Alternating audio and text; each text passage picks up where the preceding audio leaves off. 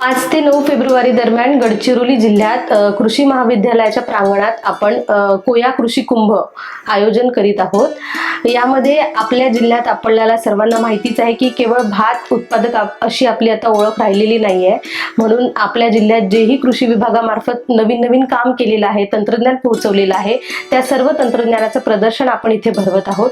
सोबतच आपल्या जिल्ह्यामध्ये नैसर्गिक शेतीची एक चांगली चळवळ आपण हाती घेतलेली आहे।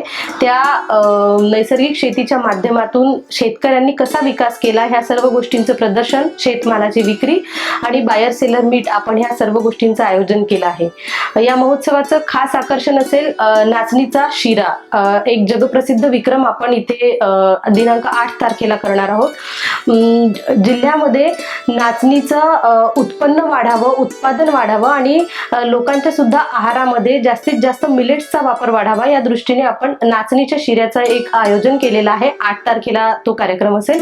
तसेच काही आकर्षण सुद्धा आपल्या महोत्सवात राहतील। त्यामध्ये पंगनूर गाय जी आहे ती पंगनूर गाय देखील महोत्सवात असेल आणि सोबत जिल्ह्यातील जेवढ्याही लोककला आहे त्या सर्व लोककलेचं दर्शन आपण संध्याकाळच्या सांस्कृतिक कार्यक्रमात देखील बघणार आहोत।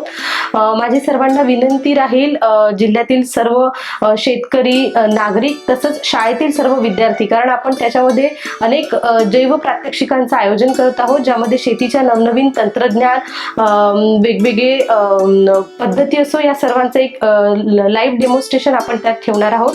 तर सर्व शाळेच्या विद्यार्थ्यांना सुद्धा आवाहन आहे की त्या सर्वांनी या महोत्सवाचा लाभ घ्यावा। धन्यवाद।